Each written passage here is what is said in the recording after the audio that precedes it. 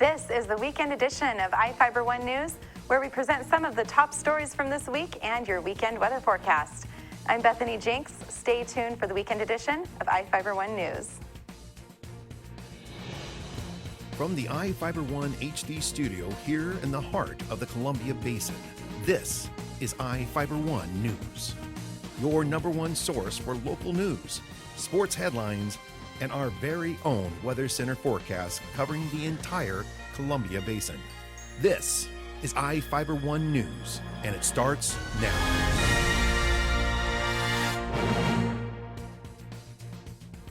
One of our top stories for this week was about an Ephrata High School fundraiser, which raised more than $3,000 to buy toys for less fortunate teenagers. Reporter Jeff Chu has the story. Associated Student Body representatives at Ephrata High School raised about $3,400 this year for the school's annual Toys for Teens drive. The students hope to bring cheer to less fortunate young people in Ephrata when the gifts are passed out by Ephrata Food Bank this Saturday at Ephrata Recreation Center. The gifts will be given out along with the food bank's holiday food baskets for families. Ephrata High School Associated Student Body Board President Tucker Merchant explained how the two-week-long fundraiser worked and what it meant to him. My big push for this year as ASB president was to encourage school participation and kind of school pride and improve the atmosphere. And I think that to me this fundraiser means a way for people to get involved and be a part of something bigger than just themselves or just what they're doing at the moment. And it's cool to see everyone come together to do something for the good of the community. After the money was raised, the students recently went on a shopping spree at Walmart in Ephrata.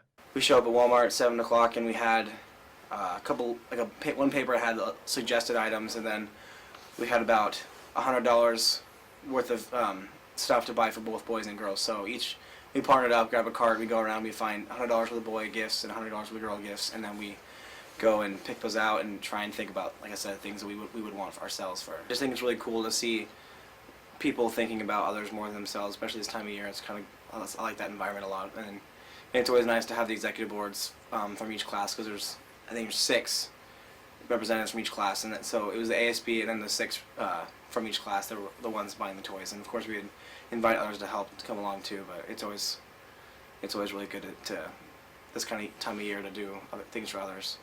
The students were supervised by ASB advisor and Ephrata High School English teacher Marla Alsop. Garner Sears, Associated Student Body Executive Board Boys representative, said he was left with a good feeling after the gifts were delivered to the food bank on Tuesday morning. It's really nice to know that these kids that aren't able to get toys to help someone out that's less fortunate than I am. So it was nice to help someone out other than myself. I'm Jeff Chu for iFIBER One News.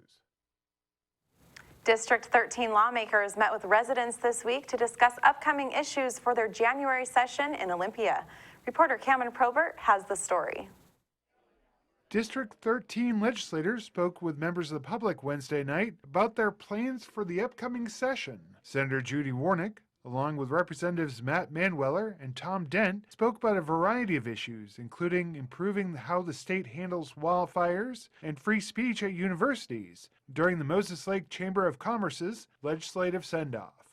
Warnick told the crowd she's focused on issues around the drought, including issues with the Odessa aquifer. I can't legislate more water, but I can help with some funding so that the farmers can buy water from other areas that might not be using it. Manueller is serving on the Labor and Finance Committees during the next session. He expects to see similar tax proposals to last year. There's always something new to tax, right? And so in that sense, Republicans in the House generally play defense in the sense that we find ourselves saying no, no, no, and generally saying our message has generally been live within your means. Dent is serving on the Early Learning and Human Services and the Ag and Natural Resources Committees. He is continuing to work on a Kids Caucus, which is examining ways to improve the foster system in the state. 3 years ago in Spokane County, 80%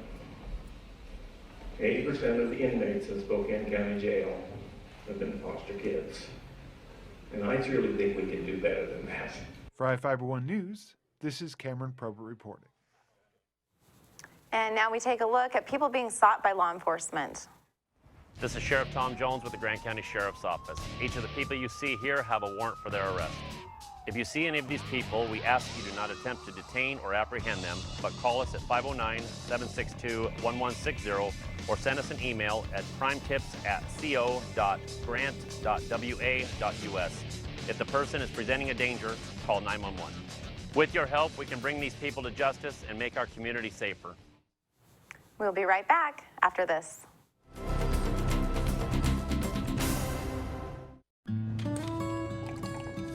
When the cold rolls in, it's time to turn on the heater and cozy up with a book.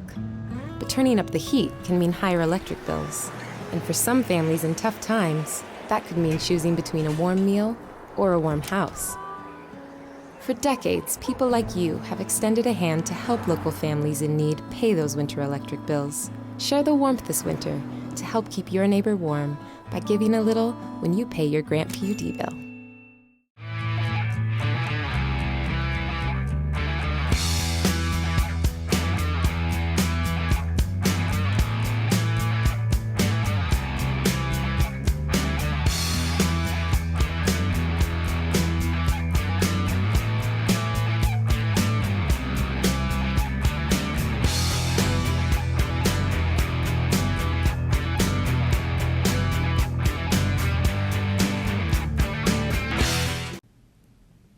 Hi everyone, I'm meteorologist Mike Sines. This weather segment brought to you by Barry Motors. Taking a look at your weather headlines, we are going to have improving conditions. Another system makes its way in here Saturday night, and that's going to bring a possibility for snow. It's going to be a snowy start to the beginning of next week. Taking a look at our almanac for us here in Ephrata, you can see we reached a low right around into the 20s.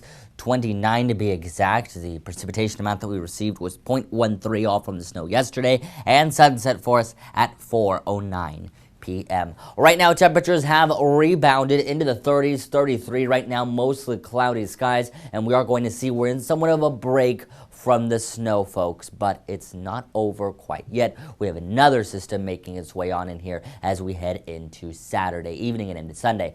Check out our futurecast model. Snow again out towards regions west of us. That's going to continue to move on through and then fade on out. But then as we make our way into Saturday, and Saturday you can already see moisture starting to increase coming in from the south and also from the west along the coastal regions. This is going to continue to move on in, and as it does so, snow chances are going to continue to be on the rise, especially Saturday into the overnight hours and into Sundays when we are going to see the best chance for snow. And also, unfortunately, some areas are going to see formation of ice due to some freezing rain that we will experience. So before you head out the door, call 511, folks. This is a great resource that's continuously updated, and it'll give you the latest information as far as traffic is concerned with road closures and also travel delays. As we take a look at our snowfall totals on our futurecast model, we are going to see that they are going to rise as we continue to make its way into Monday. Yakima Valley receiving 0.27, but here in Ephrata, we can see almost an inch and a half of snow to 2 inches, and then regions north of Ephrata are going to see almost 4 inches of snow. This is because the majority of the snow that does accumulate is going to be into regions north of us, because that's where it's going to be colder and the snow is going to be able to stick to the ground more easily. And this is just into Monday, folks. This doesn't include what's on my 7-day outlook. Take a look at the extended outlook. We are going to see conditions improving for tomorrow. We're going to have a slight break. Then snow returns Sunday, Monday, as well as Tuesday. Tuesday, we kind of get a little bit of a break, 20% chance of snow. Another system makes its way in here Thursday. Look at temperatures. Highs ranging anywhere from the 20s to 30s. This is more typical for us. Lows in the 20s with chances of snow. Sports is next. To save some energy, I've used Einstein's mass energy equivalents to design the haptic suits you see in front of you. They will maintain our core body temperature while we completely turn off our heat and air conditioning. With the money we save on our Grant PD bill, I'll be expecting that trip to Disneyland this year. You don't need to be a super genius to save energy and money. Visit grantpud.org to learn how. The new flamethrower cheeseburger now with a $5 lunch. I'm going flamethrower today. Remember what happened last time? I'm going flamethrower today. Gary, do you remember what happened last time? I'm going flamethrower today. Remember what happened last time? Comes with a Sunday now. I can handle it. You know your body, Gary. Go flamethrower. Now the DQ $5 lunch comes with the new jalapeno bacon flamethrower cheeseburger, plus fries, drink, and a sundae. This is fan food, not fast food. The Lady Vikings held off Portland 70-58 in round one of the Peninsula Crossover Tournament Thursday. Big Ben jumped out to a 42-34 halftime lead. The Panthers edged a bit closer, down 49-43 heading into the final 10 minutes of the contest. A 21-15 fourth quarter run sealed it for the Lady Vikings. McKenna Mitchell set the pace for Big Ben with 21 points. Mackenzie Windley added 15. Big Ben takes on host Peninsula tonight in round two action. The game tips off at 7 p.m. The Running Vikes take on Highland College in round one tonight at the Whatcom crossover. The game is scheduled for a 9 p.m. start. The tournament wraps up on Sunday. Well, it's always a big match when rival Wenatchee comes to town. The Chiefs were looking to show why they are the defending 4A champs, but were they able to come out with a W Wednesday evening? It was a big home match for Moses Lake Wrestling hosting Wenatchee. The defending 4A state champs didn't disappoint, destroying the Panthers 64-6. Cole Deaver got things going for the Chiefs with a win by decision. Caleb Alvarado kept the pace rolling with a win by decision. Then Thomas Ham recorded the first pin of the match for Moses Lake at 113 pounds.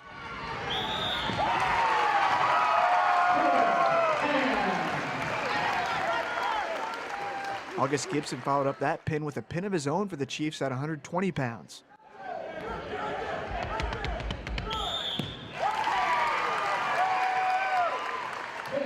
Wenatchee achieved their only points of the match by the way of forfeit at 126 pounds.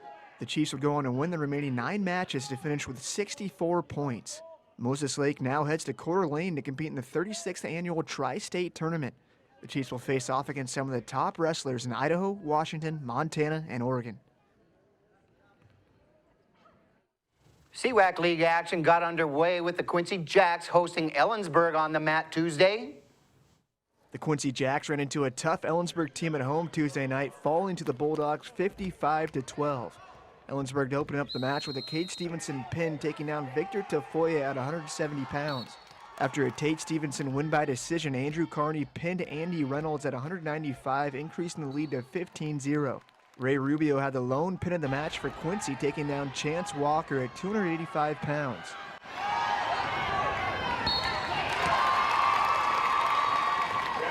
Daniel Cruz and Raul Berejas recorded wins by decision for the Jacks. Ellensburg finished with 5 pins in the match. The Jacks will have to get back on track with a busy weekend wrestling at the Tri-State Meet in Northern Idaho on Friday, as well as the Kashmir Invite this Saturday. Moses Lake was looking for 3 wins in a row when the Chiefs hosted Walla Walla. It was a big non-conference battle for Moses Lake hosting Walla Walla. The Chiefs were looking for revenge after the Blue Devils knocked them off last season 57-50. The Devils jumped out to a hot start, leading 19-9 after the first quarter. Walla Walla continued to roll in the second quarter, taking a 35-17 lead in the halftime. The Chiefs came back with a strong third quarter, closing the gap to 9 points. But the Devils held steady in the fourth quarter, hanging on for a 66-55 victory. The Blue Devils shot 58% from the field behind Noah Porter's 22 points. Cesar Sandoval was the leading scorer for Moses Lake with 32 points and 9 rebounds. Mitch Lesmeister added 11 points, 5 rebounds, and 7 assists for Walla Walla. The Chiefs hit the floor next when they host Davis this Friday in a Big 9 conference showdown. Well, we had quite an accumulation of snow in the area last night, but all local high school sporting events are scheduled to take place tonight. Moses Lake basketball hosts Davis in Big 9 action. The first game starts at 5:45. Quincy hosts East Valley in CWAC basketball. The girls' game kicks off the action at 5:45. There are local games scheduled for Saturday too, weather pending. Have a great weekend and drive safe out there. We'll be back after this commercial break.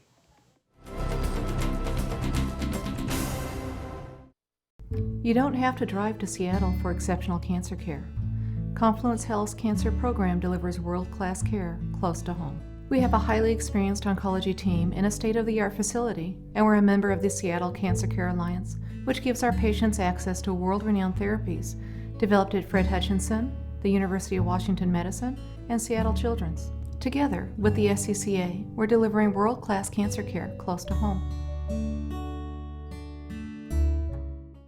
Well, one thing I knew from being a patient myself was that a dental office is a scary place to come to. And so we wanted everything possible to make sure that our office is a comfortable place for our patients to visit.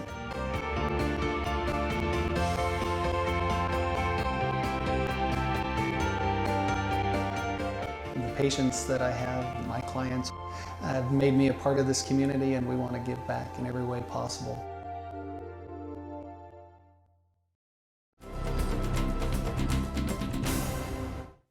Our next story is about how the Lioness Club of Moses Lake spread holiday cheer to a family affected by domestic violence.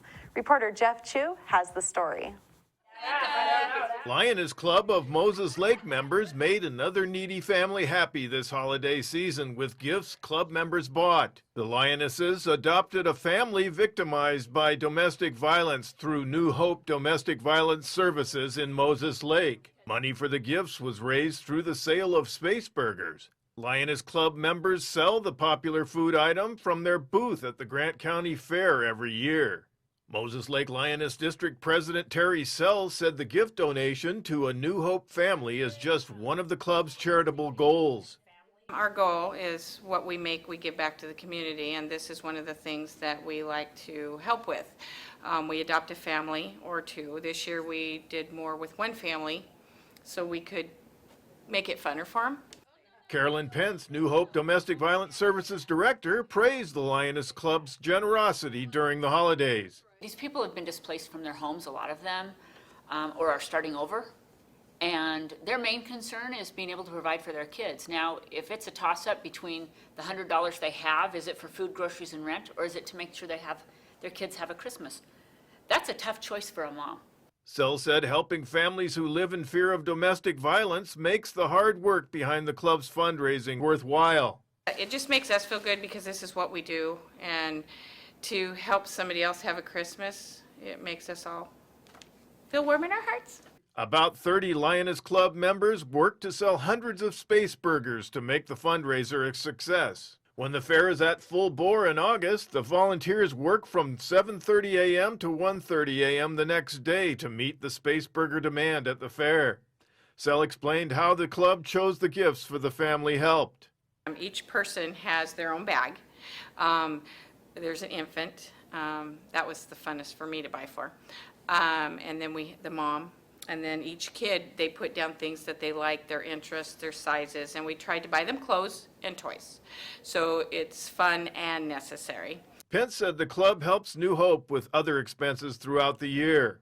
I'm so impressed and so thankful because, I mean, imagine you're a 4-year-old and you come home, or 5-year-old, or even 10-year-old, and you come home and you see all that. Bonus. I mean, and that's what's so exciting is to see the looks on the kids' faces and on the parents' faces. People care. Sell said the Lioness Club is recruiting new members. Monthly meetings are at 6:30 p.m. on the third Monday of the month at Emmanuel Lutheran Church, 1020 South A Street in Moses Lake. For more information, call 509-770-1698.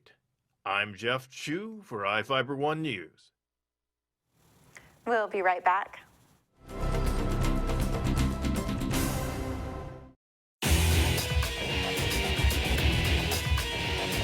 We are real students, and this really is our college. My dream will change the outcome of my life. My college is allowing me to achieve my dream. My dream is to be a pilot. My dream is to be a nurse. Only you can determine your dream. Big Bend will help you get there. What's your dream?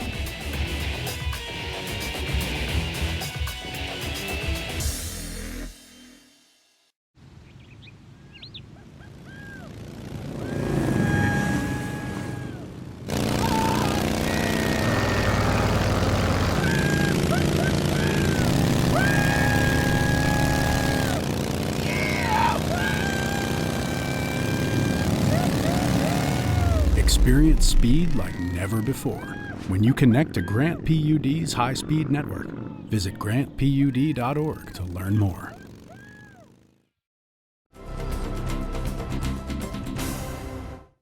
Welcome back. The next story is about Habitat for Humanity's Festival of Trees in Moses Lake. The fundraiser raises thousands of dollars for Habitat to begin building its next home for a deserving family. Reporter Joe Utter has the story. Hundreds of people gathered Saturday night to support Habitat for Humanity of Moses Lake for their 21st annual Festival of Trees.